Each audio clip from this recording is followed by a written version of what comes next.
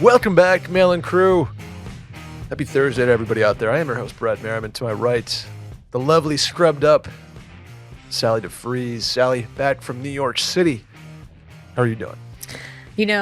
I'm good. It took me, I wasn't like hungover. Mm-hmm. I mean, I probably was, but I have never been as dehydrated in my life as I was on Sunday. Ooh. Okay. Like we flew home. We famously took the early flight, got home. I was like back at my house by 10:45 a.m. Mm-hmm.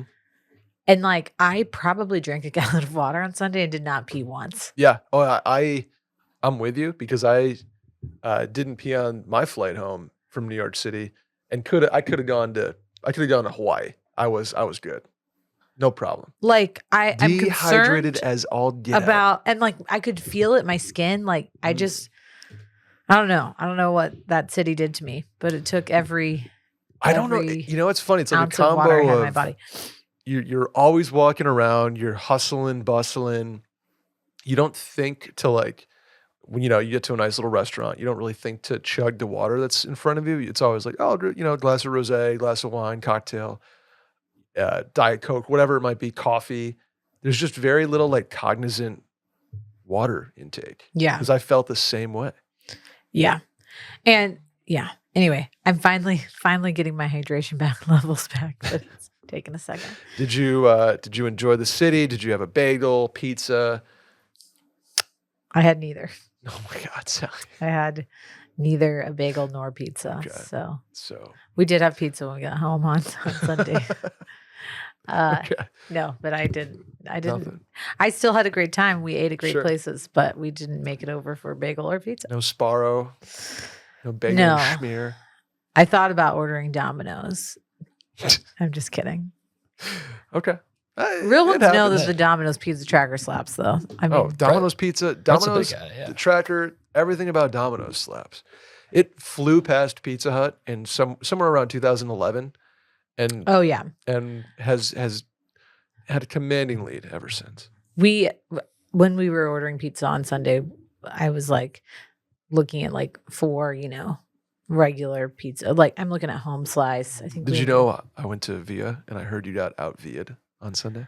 I did suggest Via. Will's not as into Via right now. I know. I suggested Via 313. I suggested home slice. We ended up getting Pine House. But while I'm like suggesting all these, Will's like, can we just get Domino's? I was like, wow. Ooh, All right. I love that from Will. Yeah. I'm just a gigantic Domino's fan. I think they do it the right way. Although Pizza Hut always will have the number one taste. Not now, but used to. Old school Pizza Hut. I'm talking like 03, 04, 05 Pizza Hut. Prime time Pizza Hut. Mm-hmm. Still the best chain pizza taste there is. I have to ask y'all a question as two guys who did not grow up in a city. Yeah. Because I grew up in a suburb. Mhm. Was Pizza Hut like the rich person's pizza for y'all? I feel like we were like a Domino's family, Okay. a Mr. Gaddy's, if you will. Uh-huh. Texas ones know, which Shouts. was terrible. But then we became a Domino's family. Maybe sometimes mix it up with the Papa John's. I feel like we just were not a Pizza Hut family. And I think in my head, I don't know that anybody ever told me this, but I just assumed it was rich people's pizza spot. Oh, interesting. No, Interesting. I'm not sure. I think it was like a personal preference play, but in upstate New York, we didn't have like Little Caesars. I think we had a Papa John's, but Papa John's was looked at as like one level below. And Domino's and the Hut were kind of. You know what's funny is like just the random. This could be a shower thought, but like the random thoughts you had as a little kid that like the way things affected you and like what your thought based on like commercials and stuff alone, or maybe like something your parents said offhand that you like just took as Bible. I still tip my doctors, so. Trying to think, like Papa John's was definitely the like. You're not supposed to the tip pizza your party. doctors. You got a big tip coming up. Please never tip on medical care, like ever. Okay, I'm sorry. What were you saying, Randy? I was just saying Papa John's was definitely the pizza party from school. Pizza Hut was more of like the after soccer type of like season thing We didn't. I don't know if we got Domino's that often. I But feel like Domino's was always our school pizza party because you could order like 1,000 mediums for $5 each. and I still think that we like 555 deal. in the Yeah. Chicago suburbs, we still got some like satellite stores of stuff like Aurelio's and Beggars were our two big like more fancy pizzas, Got but like it. they're like actual stores in Chicago. Yeah, the richer thing to do, like when we got into high school and like would be ordering from a local spot. Right. That was like the cool thing to do. Like, oh, we're gonna get DeAndrea's or Giacomo's or Mhm. Pizza Time. Yeah. That was looked Ours was higher. called Brooklyn Pie Company. I think that Oh. actually still exists in Austin. BPC. Yeah, Yeah. But I let's think go. if we were doing pizza, like the majority of the time we were doing pizza was probably like Tombstone. It was a lot of frozen pizzas. Jack's. Okay. Oh, that's absolutely yeah. Yeah. I mean, when we're talking like kid, I was housing Tony's pizzas, Oh yeah. which Oh, yeah. were again so much better way back when. I don't know why that is. It's so sad.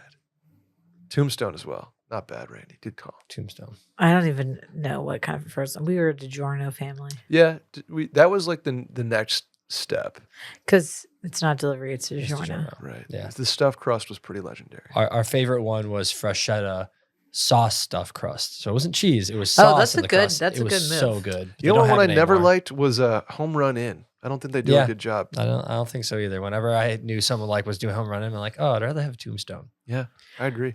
Did y'all ever have the Red Baron French bread Oh. pizzas? Stouffer's and Red Baron, the French bread pizzas. That's really classy. Those were Pizza on a my French bread. college. Oh my god, my mouth is watering. I know. You know what I mean? This is Brett's making- talked about him before. This He is loves we've them. talked about this too. Like Oh, just absolutely just murdering the top of your mouth on a hot pocket. Just oh, crime Stouffer's, scene the Stouffer's level. French bread pizza, Yeah. along with Hot Pockets. Crust wasn't cooked at all, but the cheese was just at a level that could my be God. like more hot than molten lava. Mm-hmm. Yeah, it Just on was. the roof of your mouth. And you roofed it, and then it wouldn't taste right the rest of the time you were eating it, but it was so good somehow. Still. Yeah. Oh man, Wow. Really. Sorry. Now I'm hungry. I'm starving. Before we get into that, we got to talk. Halloween is tonight, Sally. Oh yeah. If you're listening to this, it's Tuesday right now, but Thursday is Halloween night. Are you the cool mom yet with full-size candy bars? We aren't to going to know. pass out candy at our house because we won't be there because we'll be trick or treating with our kids. Okay. And I don't have someone where one of my sisters lives is like a big trick or treating area. Okay. So we're going there. Fair. I think there are we're pretty close to the big trick or treating area, so I think a lot of the kids that would trick or treat at our house will actually be other places, and we're on kind of a busy road. So Yeah. like traffic wise, so I feel like less. So are you gonna do the move where you put like take one out of the bowl, but you never fill up the bowl, so it always looks like someone did it already? Mhm. No, Oh, no. yeah. I Really thought hide about some responsibility there. I thought about leaving a bowl out, and then I was like, it's gonna rain, like probably. So I feel kind of bad about it. Next year, when I have my shit together more, I will like get one of my siblings to stay at our house. Okay. But like, I think Lily's the same way. It's like we are likely to not have that many trick or treaters. Yeah. It I is wish a we busy did. spot, and I feel like there's other siblings you have that are more kid like. Well, and like Trick-or-treat my sister friendly. Natalie's house, they have a ton. It's like a Mm. big trick or treating street in Austin. Okay. We'll probably all go over there and like have chili. And last year when Charlie was like a month old, he stayed there with like Natalie or my mom and my sister Emily, and they handed out candy. So I'll Gotcha. probably do the same thing this year. Okay. That's Bring solid. Charlie for like a hot second and then leave him with me. Very cool. I do love passing out candy, but now it's like I'm at the age where honestly, if y'all want to come pass out candy at my house, you're welcome to do that. Ooh, Oh, yeah. old Randy Brett mess around. Oh yeah, and we'll just go ahead and we'll put up your Christmas lights right there too, like Brett volunteered us to do. I would absolutely I actually just love- booked our I would- guy. Oh, I But would if you love to. can, Well, you want to come help me with mine, Randy? It's just all in my apartment. You're gonna make me anyways, so sure, why not? Probably. You ready? I walked into the studio and Brett was like, "Hey, I got a craft project. I need you to help me out with all my Christmas crafts." My Christmas village specifically, as I am trying to do it a little more legit this year. so you said that you were trying to make it like a Yes, a tiered system. So like I want some elevation change. so we did that when we always called it a snow village. I think we've discussed this before. Yeah, there's the same yeah, thing, Same though. thing. We always had some Mhm. elevation. I think that my mom like would just get shoe boxes Oh yeah, you can. and then you just, put the fake snow on de- top. You can certainly do that. My grandma would go kitty corner, um, Yeah. just kind of like a corner of the room, and she would build a triangular sort of like mountain style. Oh, okay. Okay. Very cool, very well done. Very much like they had plywood going on, and she knew what she was doing. Okay. So She's still alive. She still does you're it. gonna try to recreate. I think I have to. Yeah. I think Okay. I have to. There's just something about it that I'm like, yeah, I need to. I would need like to to step see a up. photo of this. Oh well, Or in person if we have a Merriman Christmas Yeah. cocktail hour. Merriman little. I think we will have a Merriman Christmas cocktail hour. It'll be It'll be a little smaller. We're not gonna get the cops called. We on can't us have the again? cops called on us again. Yeah. I can't have another noise violation. Yeah, he was No, on you thin ice can't. with his apartment. You'll get evicted. I am on. Oh man. Anyway, happy Halloween, everybody out there. It's sad. I like dressing up for Halloween. I got nothing this year. No parties to attend. James just invited us to a party When? Friday. Well, now I got to come up with Guess what I'm doing on look Friday? At that. Call them out. I'm going to a Diwali party, baby. Oh, that's fun. Very The excited. Wally's dope. Yeah, pretty pumped. I do not have an outfit for it. So Okay. Do you have to? Is that costume or is that more traditional like Indian attire? traditional Indian. Sorry, is that Oh, right? Yeah. Sorry. No, I don't have one. Okay. And the person I'm going, Is it too late now to buy a sorry? it's probably too late now, but it's okay. I might just do the Michael Scott and wear my Halloween costume to the Diwali party. That would be good. That would be Yeah. good, and it would be on. It would just kind of be like on the nose. Yeah. Anyway, should we get into some questions?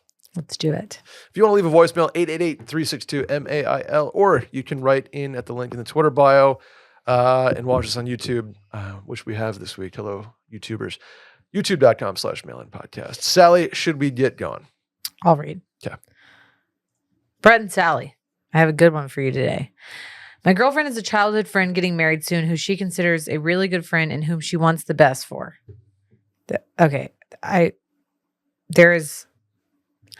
Who's getting married to maybe not the right person. Sorry, the first sentence here had too many. Okay. She's maybe not marrying the right person. Correct. She's even said she wants to say something to her friend to see if he really wants to go through with this. Her friend's fiance is a very particular person. Picky would be putting it lightly. She has cheated on him and pushed him into an open relationship. Whoa. He has had an open relationship in the past, but ended the prior relationship after realizing he wanted a regular relationship. The fiance is also very much with him for his money. Constantly seeing IG posts of fancy lunches and dinners, expensive trips, clothing, and jewelry are all likely not being paid for by her. At parties hosted by them, she bosses him around and complains about her lifestyle, wanting more. He still proposed to her anyway, and she got more than one ring. As his oldest friend, my girlfriend really has been debating saying something but did not want to cause drama. As it gets closer, though, she wishes she had said more, and I too feel for the guy because the relationship has unfolded in ways that he really didn't want after escaping that in a previous relationship. A prenup was brought up to the fiance, and she blew up even that idea. We have no idea if there is even one at this point. Neither of us really see this being a happy marriage for him and only for her. Should she say something or should we just sit back and let this wedding happen? Love the pod. My girlfriend is also finally getting hooked.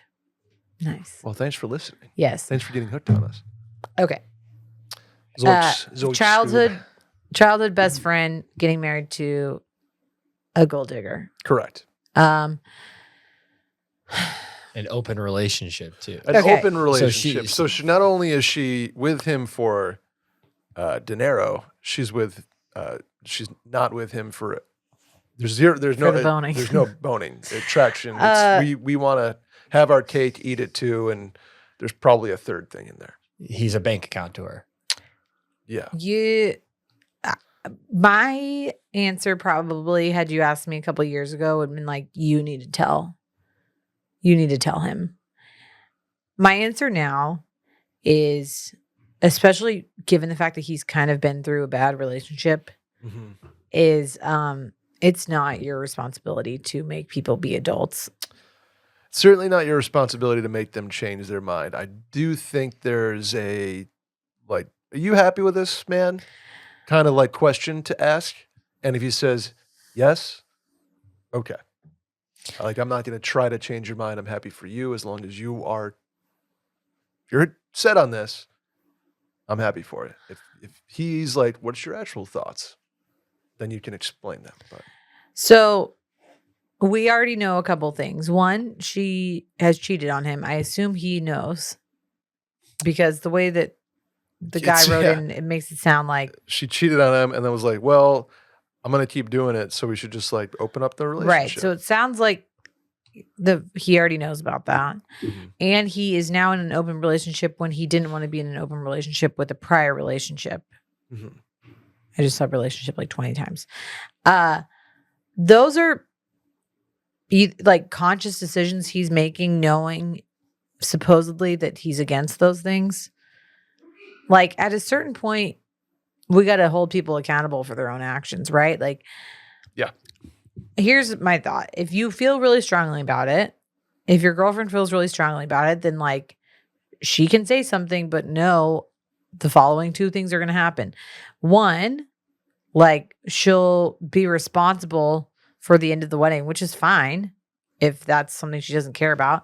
And number two, like there's a high chance that the friend is going to just brush her off. Mm-hmm. And then it's going to be out there that like she said something. Again, that's fine. If you are like prepared to take responsibility for that, great. I think also the nature of her probably friendship with this guy is going to change given the fact that he's about to marry this crazy lady. So like if this were happening to me and I didn't approve of someone's relationship, this has happened to me actually, can go a couple ways. Like one of the friends that we have that's married to somebody we like don't really love, our friendship has just kind of fallen off with that person. Yeah. Mostly because we don't want to be around the other person in the relationship. The old fizzle method. Had we said something, I don't know that it would have changed his mind. And now I'm like, well, it doesn't really matter to me because I don't see y'all at all. Mm-hmm. And that's an outcome. I mean, that's a possibility here. That it's okay. Leave people up to their own devices and let it fizzle. But I also think that there's like I don't know. There's also been relationships that my friends have been in that I don't approve of that I said nothing. And then later on, they're like, why did you let me do that? And it's like, well, like sometimes do I need to be the moral guardrail of your emotional decisions? Like, but also like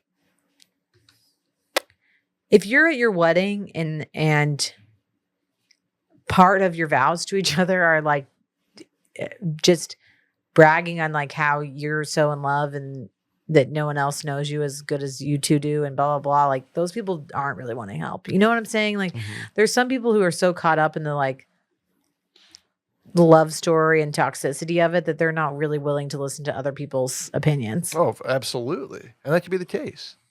They're just like, well, I love her. What are you going to say? At the end of the day, I don't think it's your responsibility. But I also am not going to tell you one way or the other that it's wrong. I think be prepared for it to go south, regardless of whether or not you say something. Correct. Yeah, that's not a good answer. If you want to game theory it, it's like, well, the outcomes are all 90% one thing. It's going to end poorly. Right. So why don't you just expedite the This poorly? Is my thing. Okay. You know those people, like, we all have, like, that one friend who, like, dates toxic guys and, like, it doesn't matter what, like, even when they get out of one toxic relationship, they just get, like, into another toxic relationship. Like, everyone has a friend like that. This kind of sounds like this is that guy. Oh, this guy. Like he's already been in an open relationship that he didn't want to be in. Yeah. And now he's just making the same mistakes. Like, at a certain point, you can't fix, like, the only person who's going to fix that is themselves and like therapy. Mm-hmm. Yeah, exactly. You know? Well, I think that's where you can bring it up. Not as, is this person the right person for you? But like, dude, do you really want to be in? You've already shut down one open relationship because that wasn't for you. You're doing it again. Are you sure about that? You can like go at it from even that angle. Money's aside. What else did he say? Just like the cheating aside, but just like, gold dude, digging. do you want to do that again? You already said you didn't. So not necessarily break up with her now, but you want to try to close that loop before going through this for the rest of your life? I don't know. I'd come at it from asking him questions more than trying to step in and cancel the whole thing. Right. I get your. And it's also, I guess that would be like me and one of my boys. This sounds like this dude's girlfriend is buddies with this guy. So there's like a. Here's my dilemma, because it's like you confront your friend and you're like, she's cheated on you. Y'all are in an open relationship at her request that you don't, from what I understand, want to be in. Bosses him around, complains about how she wants more in her lifestyle. Belittles you and seems to be using you for your money, things like that. Like, you put all that on the line, and what are you going to say? Like, at the end of that, like, I don't really want to be like a party to that. Like, I don't really think I can support this marriage. And then you're going to like leave your dude high and dry when he probably needs the most support because he's like married a crazy person. Right. Or you say nothing, but then you're having to support him through being married to a crazy person. It's like it's kind of a no-win situation. So you have to decide morally what you're more equipped to deal with, like drawing a line in the sand early on and being like, I don't approve of this, and I'm concerned about you, and I don't think this is the right choice, or just letting it happen and then also having to deal with the fallout of that. Sure, yeah. Because they're both shitty situations, right? Yeah. Like, I guess I would try to middleman Brett it, and just go like, hey, I don't support this, but I support you. So I'm here for you. I'm a shoulder to cry on when this inevitably hits the fucking fan. I don't know. yeah. Be like, do your thing, man. If you're happy, go for it. Like, if you're truly happy, I'm going to question it. I don't trust this. I don't trust that you're happy after you shutting it down before. She's cheated on you. She bosses you around. You bought her 2 rings. I put the over under at 1.5 for an engagement People are ring. going to be.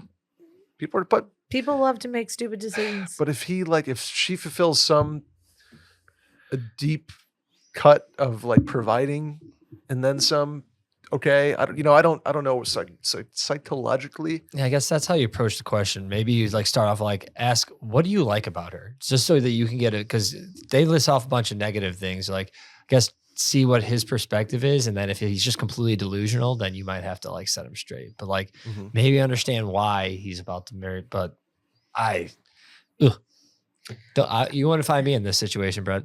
I don't have the money for someone to gold dig me. I think the older I get, the less confrontational I am, and I'm like, you're gonna do what you want. Like, you're an adult. Mm-hmm. Like, he could use before making a crazy decision in his life. I feel like you're gonna tell me. How about some Magic Mind, Sally? Are you familiar with our friends over at Magic Mind? I am. They are the best. They are focus in a bottle. They are your afternoon slump buster. They are ready to go when you need it the most. 5 years ago, they set out to create a drink that can consistently get you to 100% mental performance without any of the down effects like overcaffeination, jitters, anxiety that come with traditional ways of getting us there. They've tried it 106 times to get the formula right. 106 formulations later, they've gotten it just right. It's a mental performance shot, okay? In addition to your daily routine that gets you focused, mentally clear, motivated, and productive while reducing stress, complete with mushroom nootropics and adaptogens, plus over 100% of your daily vitamin C and D per bottle. It's 100% safe. All ingredients are third-party tested and sourced from the best suppliers. And it's not a coffee replacement. They don't want to replace your coffee. They're just an addition to your routine, just like your daily essential vitamin, but for your mind. Also, it's actually a coffee partner. You know why? L-theanine. Randall, you familiar with L-theanine? Tell me more about it. The L-theanine in Magic Mind makes your coffee buzz last longer. How about that? It tastes good. It gives you energy. It's my after lunch, need some afternoon boost to my thought process, my creativity, my email retention rate, my response rate. That's where Magic Mind helps me, Sally. I'm sure you can use it with patience.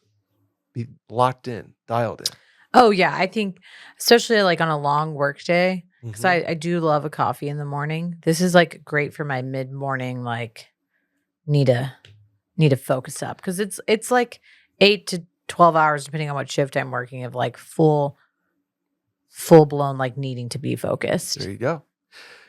They got some matcha in there. It is the highest possible grade, ceremonial grade actually, grown in Japan, Randy. It's only from the first harvest of each year. How about that? I've been to Japan. So take a look at magicmind.com/mailin to see all the ingredients in there, how they can each help you, and how you can get a little more locked in your afternoon. They're also so confident in the product that they will refund you 100%, no questions asked, for 100 days after buying.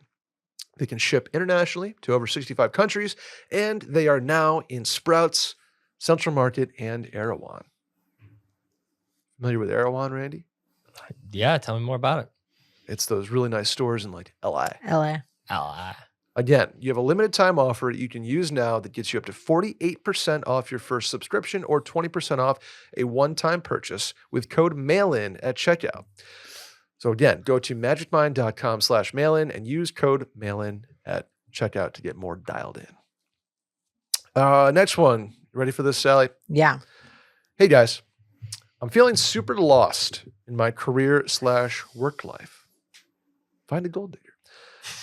I work at a nonprofit making okay money and have great benefits and time off. My previous/first job was in consulting and helped me realize that it was not an industry I wanted to be in. Recently, however, I advocated for a raise at the nonprofit, been here for about 3 years, and was turned down for reasons that had nothing to do with my performance. It became really clear to me that there aren't really any opportunities for advancement or salary growth here. I'm a 26-year-old woman, graduated college in 2020, and feel like my time to go mess around doing passion jobs like ski town work and backpacking through Europe, etc., has passed or was taken away by COVID. And if I get off the professional track and do something like that now, it's going to put me at the bottom of the ladder again when I'm ready to enter a career job. I don't want to continue looking for other desk jobs, but I don't know what I can do that's going to fulfill me, yet also provide a stable income/benefits/growth opportunity. I live with my boyfriend, and I'm in it with him for the long haul, so I don't see myself picking up and moving either because he likes his job where we are. Any insight is appreciated. I will shut up and listen. The dreaded quarter life crisis. Yes, the dreaded quarter life crisis. I'll say first, shouts to our nonprofit listeners out there, because it's just a tough. You're right. You're not in it for the money, Right. and negotiating a raise at a company that operates extremely tightly as is very hard to do, unless they are just siphoning money for profit, which some nonprofits do, unfortunately. But it's the quarter life crisis, and that the first thing I'll say is you're never too old to switch it up. Agree. Like you said, it's probably too late. It's never too late. It's not. And maybe you're not feeling like you want to go do the like find yourself, eat, pray, love through Europe. But I also think there's this idea that I think we're finally getting away from of like, oh, I went to college, I got this degree in XYZ. I probably need to do something in that realm. Mm-hmm. We've talked about this before, but people staying in the same career for their whole lives is basically unheard of at this point. Yeah. Especially the same job. Mm-hmm. I think it's a lot more prevalent than people realize that like this demographic of like age probably 26 to like even 35 is like switching careers in that time frame is career pretty. laddering. Yeah. Chutes and ladders sometimes. The other thing I think people need to like be more comfortable with and make more normal is literally just going and working a job, even if it's like a job, not a career. I'm talking like even if it's hourly, and like making money while you figure out what your passion is. Or like working on some skill set that is going to create that opportunity Right. next. So, right, like she mentions doing like ski town work. That'd be fantastic because you allow yourself to, maybe you want to study a subject or learn code or, study for a CFA, whatever it might be, while making money, while meeting people, friends or otherwise, Right. and networking your ass off in a town that in theory is loaded with people that are well connected that you Right. can eventually possibly use moving forward. So I think looking at those opportunities is like, oh, I can't just go have fun and mess around anymore, is the wrong mindset for him. When you should be looking at them as opportunities to get where you want to be and do what you want to do. So it sounds like, you go into consulting right away, probably a cash based thing. Consulting right away is always an oxymoron because you don't really have any experience to go into consulting. Right. So you go to the nonprofit thing to probably feel more fulfilled about what you're doing, realize the money's not there. So now you need to meet somewhere in the middle. And to help yourself get there, why not go do some ski town work? Why not do some bartending, barista, like whatever you want to do that's hourly that helps you, one, connect with people, and two, learn something on the side or explore something on the side. And, you live with your boyfriend, and I would think that he would be supportive in you finding something that you want to do for the long haul, right? Yeah. And be like, oh yeah, if you want to go live in a ski town for 3 months, and cool, let's do it. Like, not let's us, but you go do it or something. I don't know, but you're 26, you're young, it's early, it's getting a call from South Korea. And it's just, it's never too late, especially right now.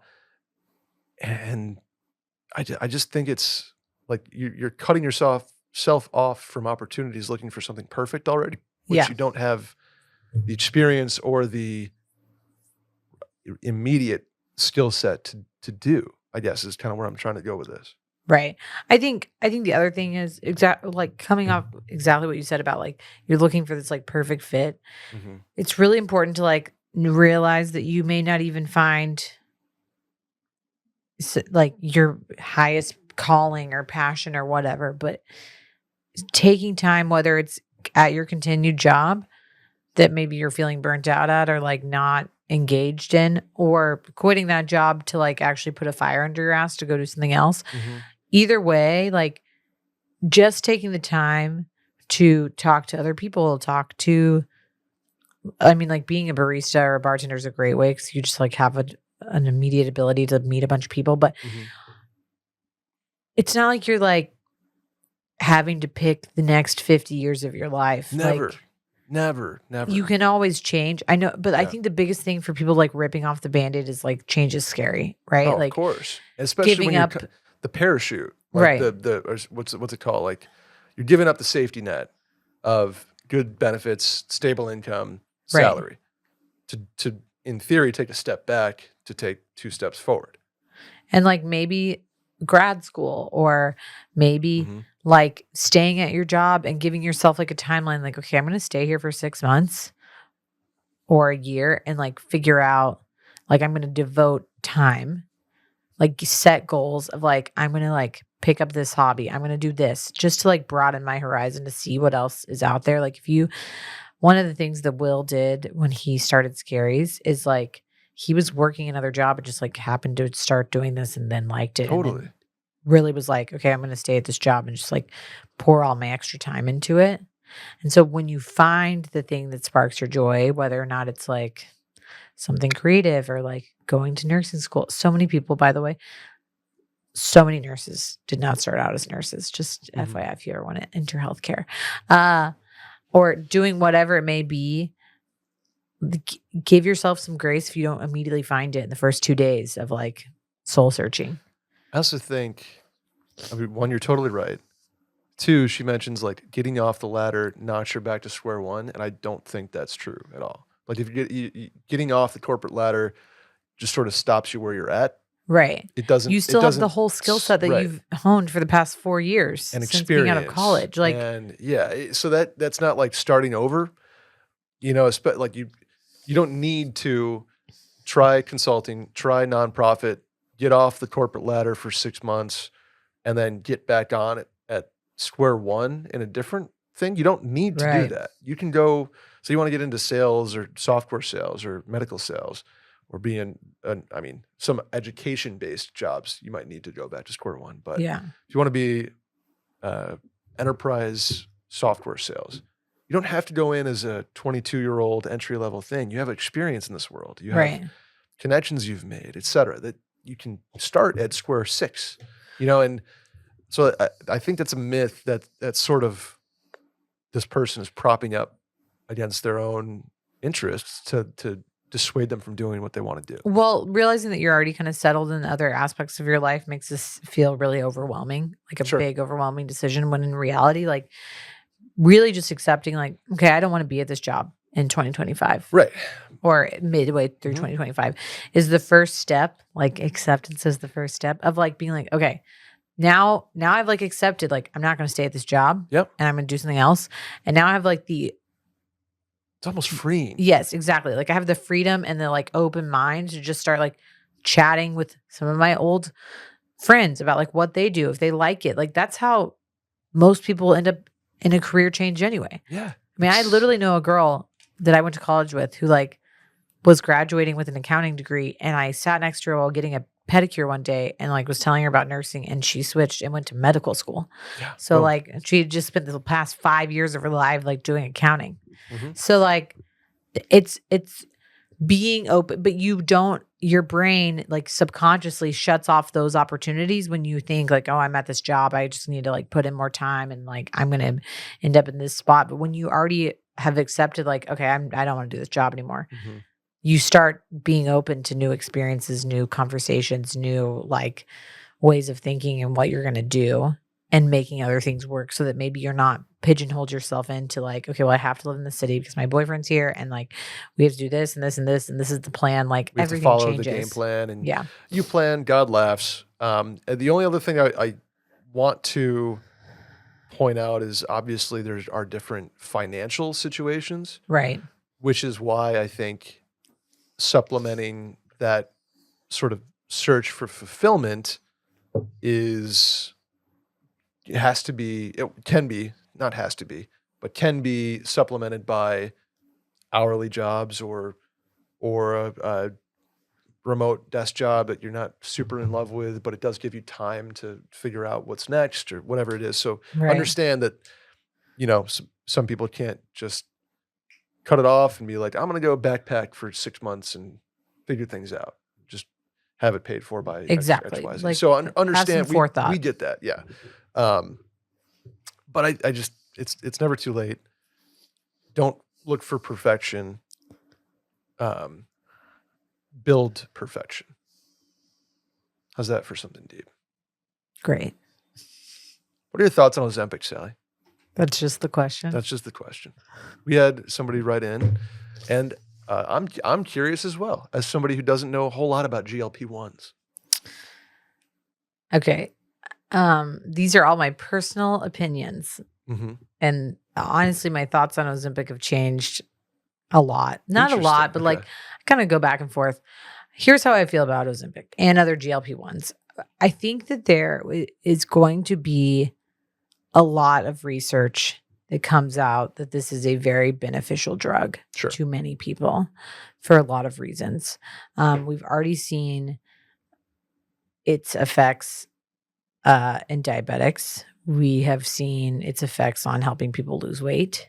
And addiction, if I'm not Yes, wrong, there right? is research that helps with habit breaking, addiction, drinking, things like that. And is the idea sort of it dulls the brain's like cravings for, or like hunger, food, the like alcohol. I would kind of assume that is the science behind sort it. of I the, haven't sort like, of the general idea. yeah, I haven't read. I mean, I read like an abstract of an article that talked about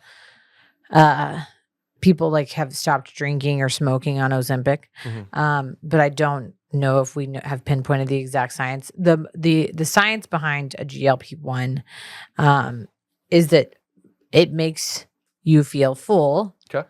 Tricks your body into, well, it doesn't trick your body. It slows your gastric emptying. So when you eat something, normal people, like, you know, the time it takes you to basically digest food, to get out of your stomach into your small intestine. Okay.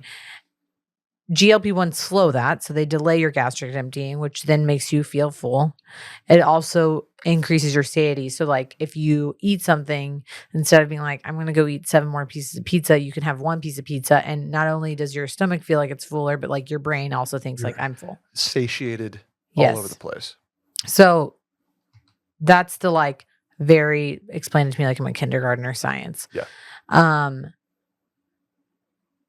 As a country that has a lot of problems with obesity, diabetes, indulgence, perhaps. Yeah. I don't think that this is going to be a bad thing. So there's a lot of backlash, though, for a myriad of reasons. One is that I think it's important when this should go without saying. If you're going to be on a GLP-1 or considering it, like, please do so under medical supervision. And I'm not talking about like through a med spa. I'm talking about like with a doctor. Yeah, let's not recreationally hop on needles just because you want to get skinny. But also because there are big implications to this and there are some serious side effects. But that is the case with a lot of medications. I think a lot of the negative press that Ozempic gets, any other GLP-1, and people taking it, is that people feel like there's a population of people that feel like people who use it to lose weight are cheating the system. I personally feel like I truly do not care. Like, why are we calling out celebrities for like using it or not losing it? Like, I personally am like, do what you want. On it. Yeah. If you're on it, it's important to be upfront with your provider, especially under anesthesia. There's some bad things that can happen to you if you take it. Good to know. Biggest risk of aspiration. So if you have a full stomach and you go under anesthesia, you could throw it up and then inhale it into your lungs and cause pneumonia. It's not good. Yeah. Do not eat surgery for 12 hours. But that's just very specific to my job, right? But like, I don't need to know that like so-and-so, like I think I saw recently that like Lizzo dressed up as Ozempic because people are making claims that she was on it and she's saying I'm not. And it was like her cheeky way of responding to that. And I'm like, who cares? Like, we as a society have way bigger things to worry about than like what celebrity is doing what. Why is there a stigma? I feel like it's that way with Botox and lip fillers and Ozempic. Well, it's like, I do there's think a rush to be like, no, I'm not. The stigma behind plastic surgery, I think, is starting to go away as like much more people own up to it and like own the fact that they had it. I want it to look better. I want it to be more confident. Okay, with Ozempic, I think what's interesting is like, okay, so people are using it to lose weight and we're going to like shit all over them for that. But then like the alternative is them starving themselves and we're like weirdly okay with that. Yeah. Like that you're saying like that these people lack discipline. There's a lot of reasons that people would use it to lose weight that have probably already tried a bunch of other things to lose weight and are not working. Any woman that is in her 30s, 40s, 50s understands that like it's a lot harder for women to lose weight than it is for men to lose weight. There's science to back that. Any woman who has PCOS, which is polycystic ovarian syndrome, there's actual science to back up the fact that it's harder for you to lose weight because of some of the hormones that are happening in your body, specifically a decrease in GLP-1. So all of those things to say, like, you never know what someone's reason is for being on it or what they're going through. So I think attacking people, or if someone loses weight, we're all like on Reddit being like, oh, Sansa looks like she's skinny. Let's talk about that. Like, Guys, get a life. I Personally, celebrate it. I'm like, dog, if you want to get skinny and this thing helps and it's a tool in your arsenal that you're doing it with under medical supervision with the help of diet and exercise and you look great, fuck yeah. I'm but happy for you. again, a lot of these things, it's like, let's also not overdo it. Okay, let's not get to the point where we're like, as a wonder drug. And well, there are a lot of people out there who are like, this is a wonder drug. I've heard it's literally like, but I also think that there are, in terms of any other medication, like when everyone was like doing Adderall, like should everyone be on Adderall? Probably not. mm-hmm. Should most people be on Adderall? Also no. Like, but maybe there are specific populations that it should be used in. I'm not comparing the two, but I'm just saying like, let's stop shaming people for using it if they need it. People who want to be on it, who maybe don't qualify to be on it, like maybe let's chill out on like, if you're already fit and like looking good, like maybe just calm down. It's not meant for like the people that want to lose, 8 pounds. I think part of the anger and the stigma comes from what celebrities that we see that probably looked great to begin with and are now again promoting diet culture because now they've like have gone past the point of looking healthy, which is why, again, I think if you're going to do it, please do it under supervision. There's a whole like slew of things that if you are in that severe of a calorie deficit and you don't need to be, and you're not eating protein, then you're losing muscle. And that honestly is going to be more detrimental to you in the long run than anything. Or like, I have a friend who's a plastic surgeon in Beverly Hills, and he was talking about women who are on it who lose a bunch of fat in their face. So then they go get a facelift, then they gain weight, then they lose weight, then they have to get a facelift again. So confer with the doctor, but also like, let's stop judging people. Who cares? Like, is it really affecting you that someone else is skinnier? Like it's not affecting you in the slightest. And I only say that as the like caveat of like the whole like shortage diabetes patients can't get this med anymore is not happening because the drug companies that own it we're like, whoa, are like, this thing is going to make us billions of dollars. So they have been producing the shit out of it. Yeah. So everybody's getting theirs if they need it. But like, I think we're almost done talking about it, but like for the last year, especially in medicine, it's like all we've talked about. It's like this and the election and like two things I just don't care to speak about. DM Sally if you'd like to talk about Ozempic and the election specifically, please. Sally at washedmedia.com. That's not my email. I don't even have a washed email. Okay, sorry, continue. I was trying to help you out there, Sal. Something that I'll take religiously, much like those who are on GLP-1s do, is liquid IV. Liquid IV. We mentioned we were dehydrated coming out of New York City, Sally. Guess what I did yesterday when getting home, or 2 days ago? Begged me for a liquid IV in the hotel room. Oh, I did do that in the hotel room. I drank 2 liquid IVs on Sunday. Here we go. And 1 yesterday. I love it because I did that on Sunday. I loaded this sucker up right here, this Yeti, bunch of ice, and some of the peach, sugar-free. I was feeling better relatively immediately. With 5 times, I don't know why my voice just cracked there. With 5 times the daily value of vitamin C and 3 times the electrolytes of the leading sports drink, you can give your body the immune support it needs while treating yourself to a taste of the tropics. We're talking immune support, liquid IV, because it's that time of year. You're starting to get into the weather changes are a little more severe, hot, cold. Body's tough time adapting to that. And that's where colds can come from. Been there, done that. Let liquid IV help you through seasonal change with immune support. Everybody knows what it is. 1 stick of powder, you pour into a water bottle, you shake her up, down the hatch. You don't have to chug it. I usually just sip on it because it's delightful. The flavors are fantastic. Concord grape, peach, lemon lime, the classic. Randy used to do, there was like a bomb pop flavor that Randy was really into. It was new this summer. It was fantastic. I think it's still out there. Absolutely fantastic. And it's there for you at any time of day. In the morning, when you need, get some water, some hydration in you. In the afternoon, they have the matcha blend that can give you a little bit of energy. If you feel a cold coming on, you can crush the immune support one.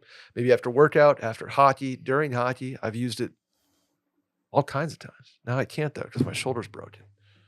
So I'll just have to do it other times, unfortunately. Tear, pour, live more. One stick plus 16 ounces of water hydrates better than water alone. It's powered by Liquid IV Hydroscience, an optimized ratio of electrolytes, essential vitamins, and clinically tested nutrients that turn ordinary water into extraordinary hydration. Support everyday wellness with Liquid IV and get 20% off your first order of Liquid IV when you go to liquidiv.com and use code MAILIN at checkout. That is 20% off your first order when you shop Better Hydration today using promo code MAILIN at liquidiv.com. Got the next one, Sal? Hey, Brett and Sally and Randy. This is my second time writing in, and I'm hoping you can help me make sense of something. First, I wanted to say that I was the one who wrote in earlier this year about having a small wedding at a non-traditional venue. We got married yesterday at an incredible Airbnb, and everything was amazing. Thank you so much for your help, for helping me and my wife feel better about our decision. Congrats. Congrats. Now on to the issue at hand. One of my really good friends no-showed my wedding, and I don't know how to go about handling the situation. I probably shouldn't have, but I sent him a text after the reception, passive-aggressively telling him that I missed him at the wedding. He texted me back this morning telling me that he felt horrible and that he had it in his head that it was next month and that he had formally RSVPing on his to-do list for today, the day after our wedding, after telling me he was going to do it weeks ago.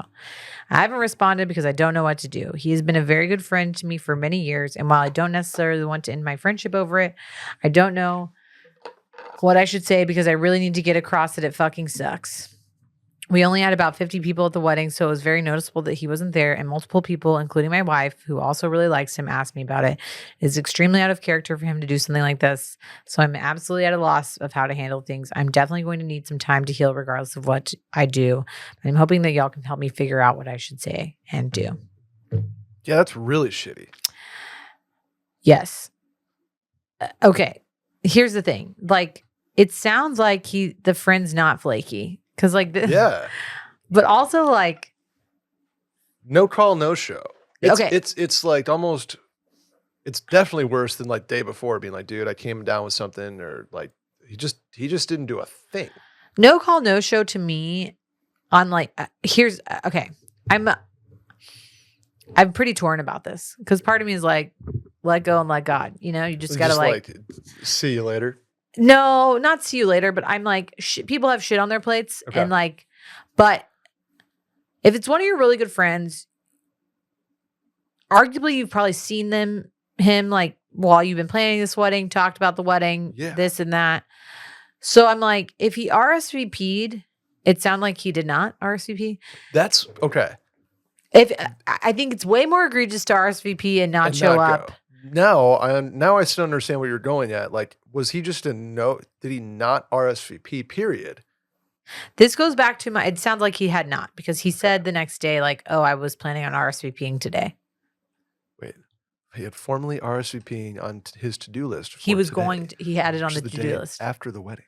So my question is like, is he a dodo?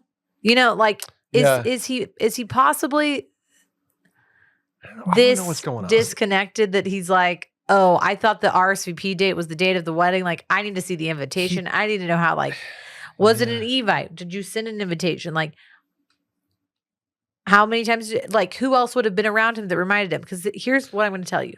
Okay. I'm not giving this guy an excuse or a pass. I'm just saying people have shit going on in their lives. Shit happens.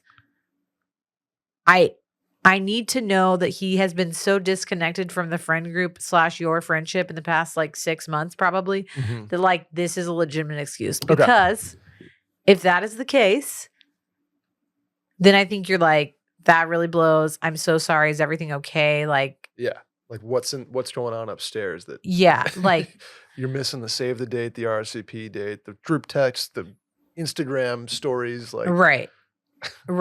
There's just like a lot of opportunities to remember the wedding, I think. I reread that sentence. I missed it the first time.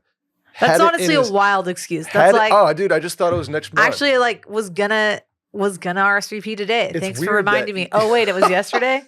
Like that he either like really had shit going on and or is the spaciest cadet of all time, or that is like the most ballsy ass excuse I've ever heard.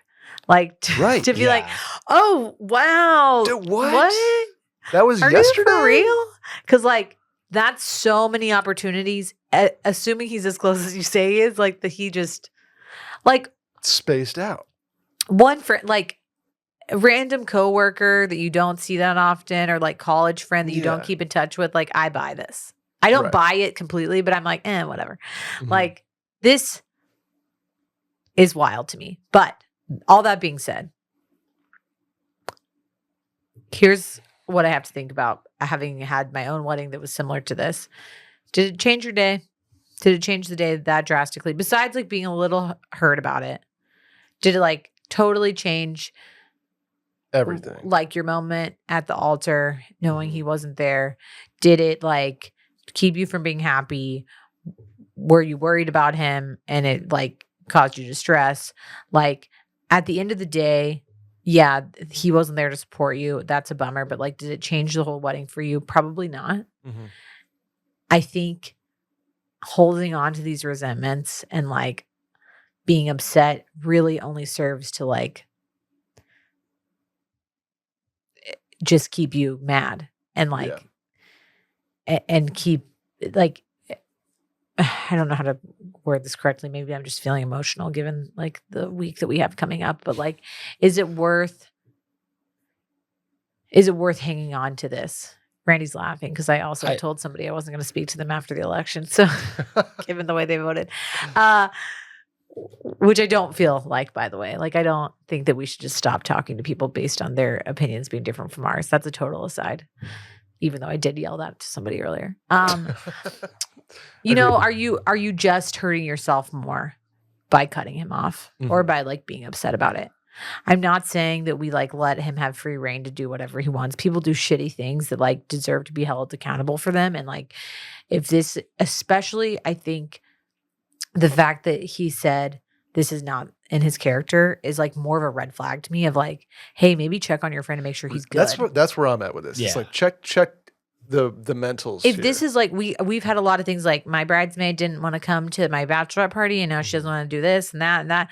Maybe she's just like being a little selfish and also like weddings are kind of exhausting. So like let's give people a break. But also like if the friend is constantly flaky and like you're just like, God, you're never here for me, then like maybe that's a like, are you serving? Is this relationship serving anymore? This is an out of character one. But really like this to me read like maybe the friend, like maybe something's going on with the friend. That's like, where I'm at. That's where I'm like, temper the anger and let's investigate before we're going like to a place of let yourself calm down. Give it time. And then in a week be like, hey, we really did miss you, but like I just want to make sure and like totally understand things come up, like give him the benefit of the doubt and be like, but like you good? Like maybe he got horrible news or like maybe he's going through something. Maybe he's just clinically depressed. Like we don't know what's going on in other people's lives. Can't afford it. Like something, changes financial, whatever, bad breakup was supposed to go with a plus. Like, there's other things. Right. That, it's easy to go like Occam's taser with this stuff. Mm-hmm. Stop. Use the correct term. It's easy to go Occam's razor with this stuff and just be like simply spaced out, forgot, but let's dig in a little bit, give him a more of a chance to sort of explain or apologize and eventually water under the bridge this one, because I mean it is tough like telling somebody that you can't go anyway, like, hey, I had a situation where I didn't need an extra plate for a wedding I was attending, so I had to text my buddy and be like, yo, I'm sorry, this is way too late of notice. Can I Venmo you for the difference? I know each head costs a certain amount. And so it's just, it's benefit of the doubt until he just tells you he's spaced out. And then you're like, all right, man, well, that sucked. Yeah. Yeah. If you have a third friend in this, maybe like while you're still heated about this, maybe try to have them do the research. Be like, because like if you have like a friend that was there, maybe they could start figuring out, and then you like talk to them. Like it does seem weird. If they're really that spacey, and that if you can confirm 100% that was the truth, they just spaced out.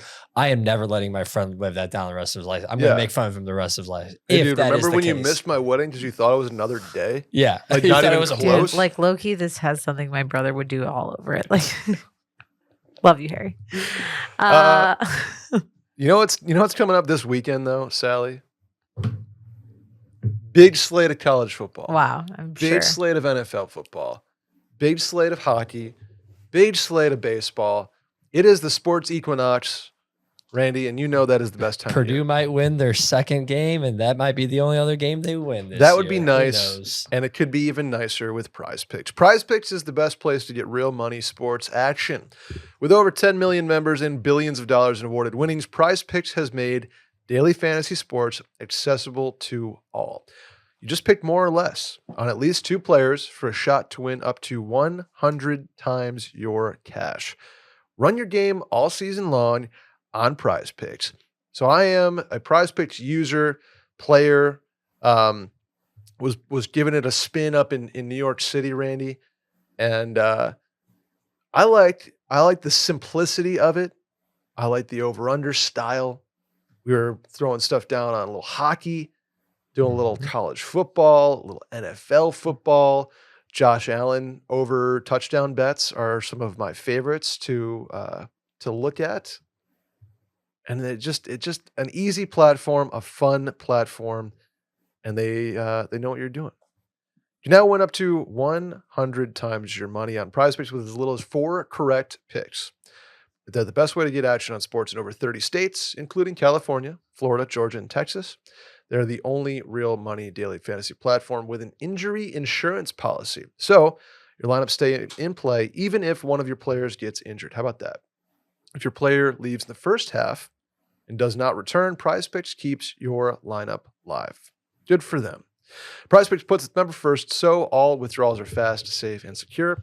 When your picks hit, you can get your money in as quickly as 15 minutes. So here is the deal. Sign up today and get $50 instantly when you play $5. You don't even need to win to receive the $50 bonus. It's just guaranteed. Download the app today and use code MAIL to get $50 off instantly after you play your first $5 lineup. Again, download the Prize Picks app today. Use code MAIL to get $50 instantly after you play your first $5 lineup. Prize Picks, run your game. Do the last one, Sal? Yeah, are you reading it? I'll go for it. Do it in a quick... Expeditiously. Here we go. Hey guys, what is your view on your best friends streaming a football game during your wedding/reception? I'll give you the background. Me and my wife were 32, got married in September. Grew up in Georgia, and many of my friends went to UGA and are college football fans like myself. Here's the kicker, though. My wife is from Vermont and could not give less of a fuck about college football. During our wedding reception, while the dance floor was open, looked over and saw a group of about 10 people huddled around a table by the dance floor. About 5 of my groomsmen plus their wives watching the final minutes of UGA Bama on one of the bridesmaids' phones.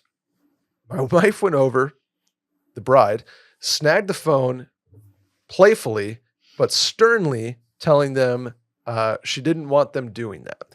She explicitly called out my best friend's wife, who she'd become close with, saying she was disappointed in her. Everyone sort of uncomfortably laughed, but understood. I also walked over and tried to ease the tension, told them, guys, you at least have to be more conspicuous about that. You can't just watch it in a big group right by the dance floor. My boys laughed and understood. My wife's bridesmaid, who had been streaming the game, came up and apologized profusely. We said it's fine. Everybody started dancing, having fun. 5 minutes later, we look over and most of the same group, which were all people I've been friends with since at least 7th grade, are watching the game again, right next to the dance floor. This time I was seriously pissed and honestly hurt that they would do this right after we asked. So here's the deal. There's a lot left to this, but more or less it's the friends, the situation goes from funny and playfully uncomfortable to like people are actually annoyed now. Bridesmaids start crying. Bride starts crying. Everybody talks it out. Everybody feels bad. And now his wife wants to address it with the friends, with the bridesmaids, and groom is still pissed about this. Yeah, it continued on. I might lose a fan here, but dude, sorry. I'm not trying to be like hardo, like college football rules guy over here, but like you're having a wedding during college football season. Ooh, yes. I knew I was going to be opposite side of you guys. I just want to let you finish. Yeah. I mean, well, Randy, we also know that you built a gazebo during your friend's wedding. So clearly I'm just a selfish person. And biggest game of the year for Georgia and Bama up to that point. Yeah. Like, and you're from Georgia. Okay. Correct. It's like, this is like kind of egregious.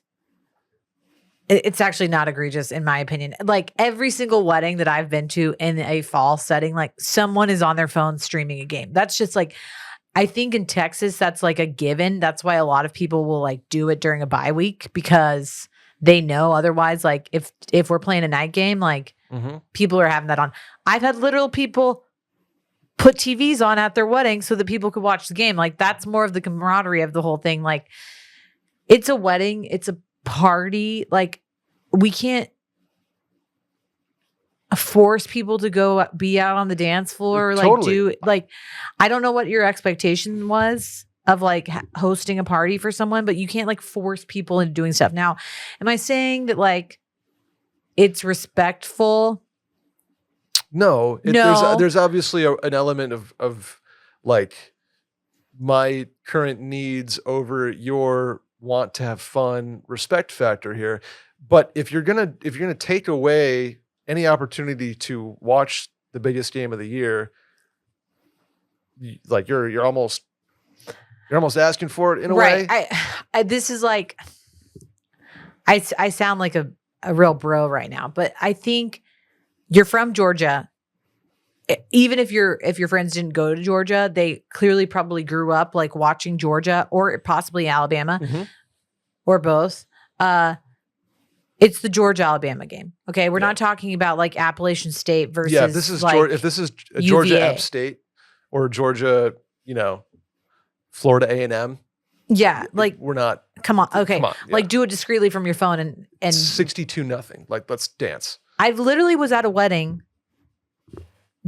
with a ton of Houston people when the Astros were in the World Series and won it.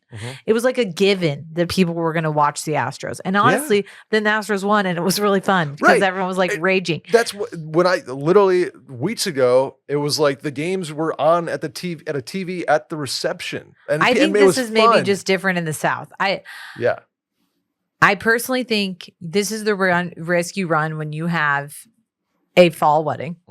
That college football is going to interfere and that people are going to be more into it possibly than your wedding. I also have been to a wedding.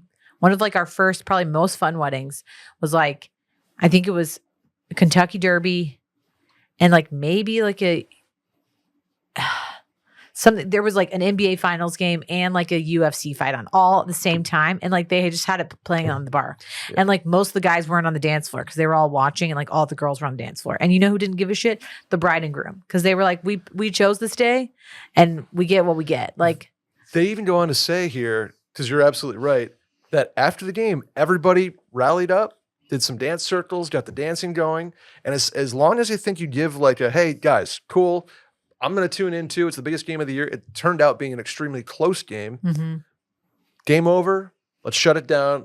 Let's get out there. I think everybody would be like, yeah, dude, of course. That's what we're going to do. Where are you in the, like, if I get scolded though, I'm probably stopping because I'm like too awkward to like continue to be like combative in that way. Right. I'm anti-confrontation. So you know me, I'd be like, I'd dance and be like, I check the score bug. But like the confrontation almost makes it worse for me. Like the double confrontation. And then I'm sorry, Randy, say your piece, but like if I had a friend get upset about this at a wedding and then later come scold us post wedding, I'd be like, you need to get a grip on reality. Yeah. Okay.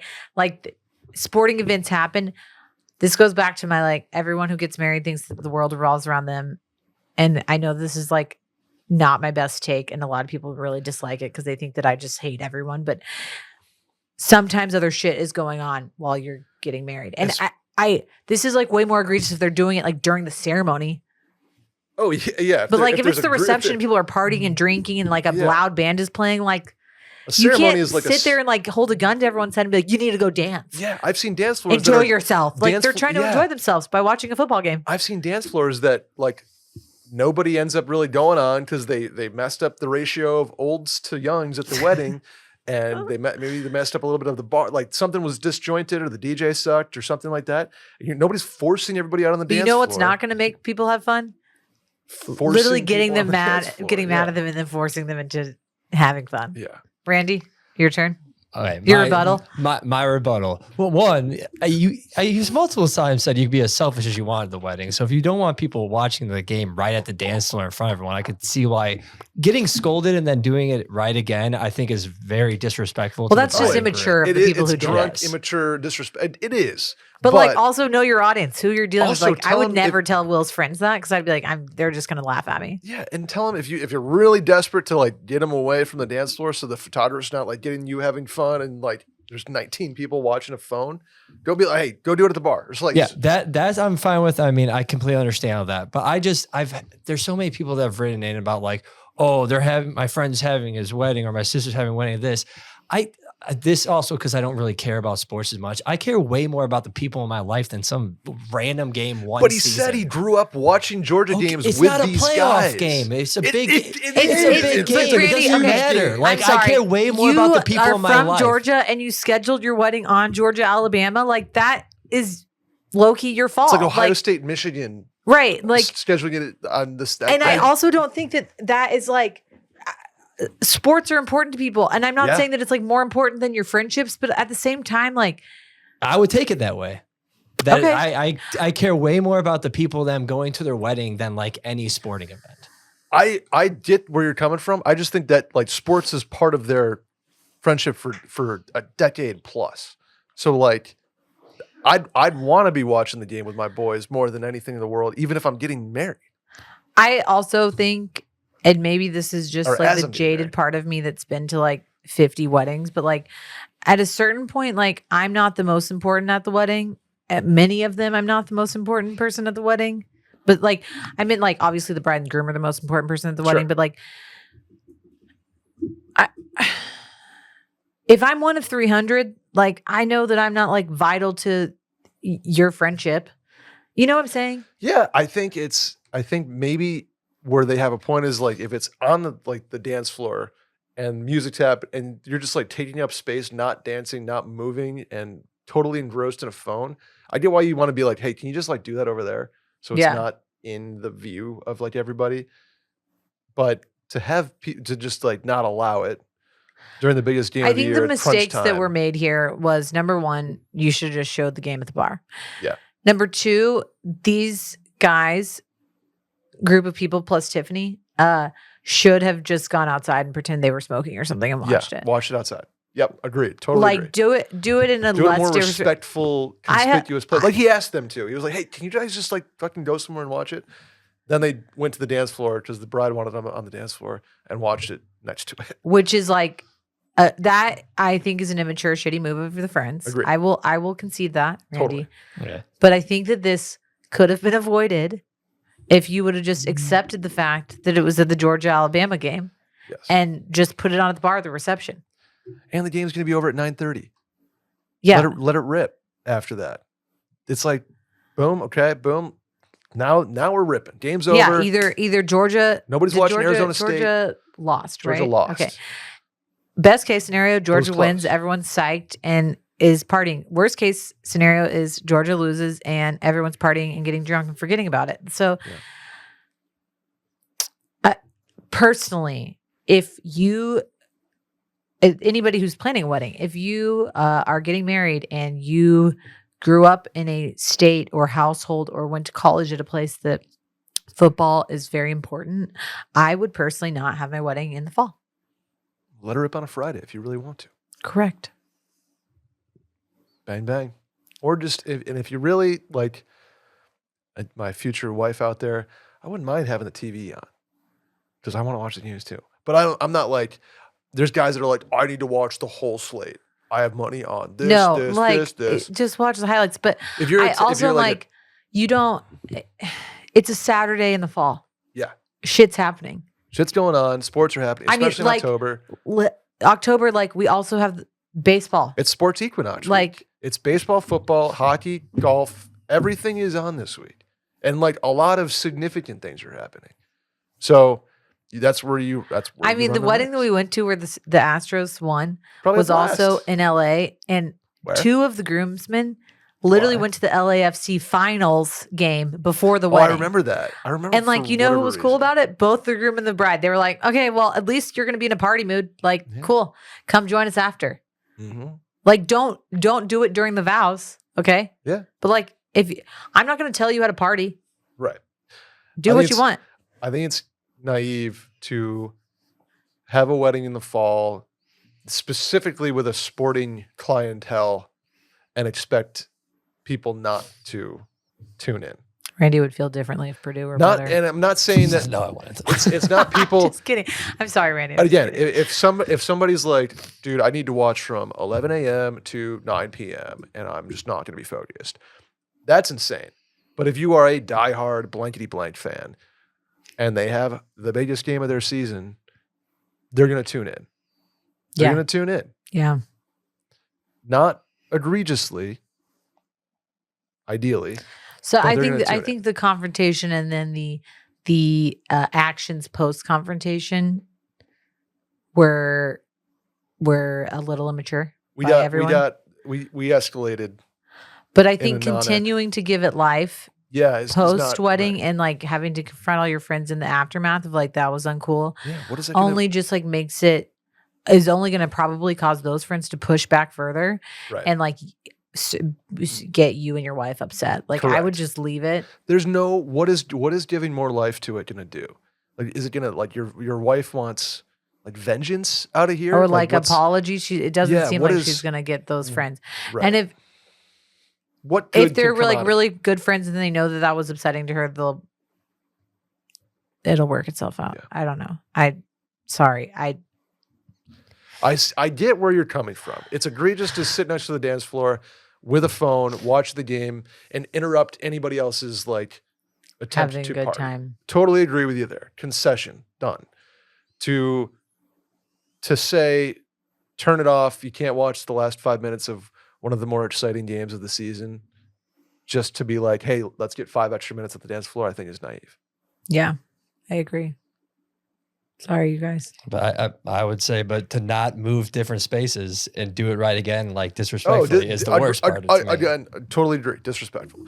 And he'll feel even worse when Ole Miss gets them dogs in a couple of weeks. 42-29, go Rebs. Howdy toddy. Wow. That'll do it for us. Confidence. This week on the Mail-In Podcast. Please subscribe, rate 5 stars, review, and tell a friend about the show. Hit the hotline number, 888-362-MAIL. That's 888-362-6245. Or you can write in at the link in the Twitter bio. Sally, where can the folks find you? Sally deFries on Instagram and Twitter. I'm Brett Merriman. That's Schmerriman. On both of those platforms, I guess. I don't really have anything else. Enjoy Halloween. See you next week, which I'm sure will be just a delightful, non-emotionally charged. Actually, I probably won't be on next week. We'll okay. TBD. I will. Okay. We'll find somebody. Maybe Friday. It might come out Friday, depending on my work schedule. All right, y'all. Catch you. Bye.